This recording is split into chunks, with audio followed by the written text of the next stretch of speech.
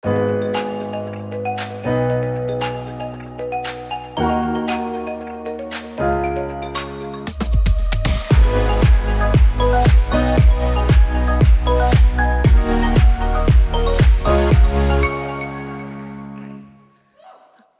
I got to do is stay black and die.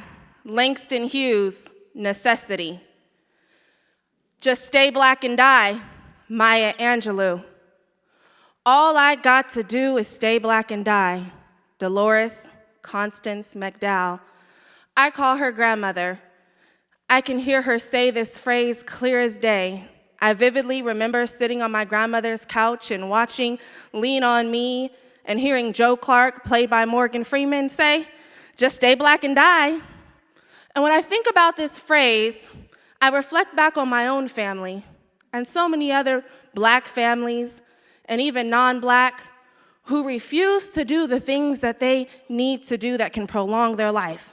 Now, some of us may hear a silly slogan or mantra, but in my work, I have realized how just staying black and dying is really leading us to our graves quicker. We are not living well. We are sick. Many of you in this room, like me, have been sick, but still got up and went to work, went to school, took care of your kids, because you didn't have time to be sick. As a hospice clinician, I have the extreme honor of sitting at the bedside of those who begin to transition out of this world. And in watching those who begin to die, I have noticed we are not dying well. Black people especially are not dying well. African Americans are more likely to die at all ages from all causes, no matter what the disease. Cancer, even suicide. It's the third leading cause of death for black males aged 15 to 24. I'm on a mission to change that. So through the use of therapy, which is just one tool, there's many tools that we can use, from eating well, exercise, dieting. But as a licensed mental health therapist, I know the power of therapy. I've seen it every day.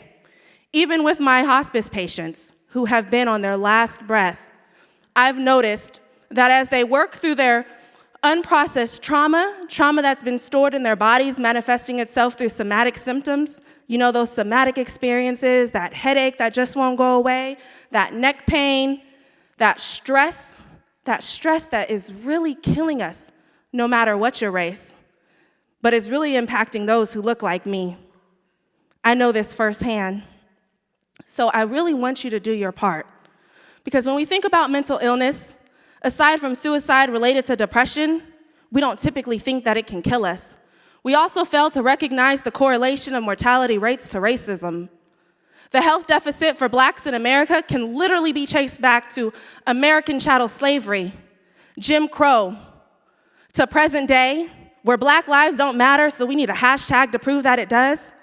We can't even eat ice cream in our own living room without being killed.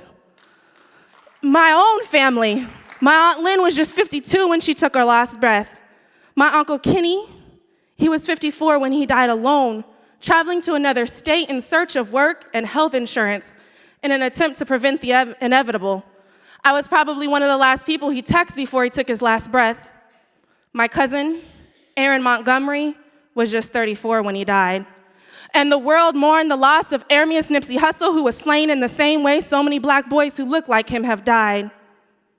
American actor John Singleton was just 51 when he died from a stroke. The same thing that killed my grandmother at 62.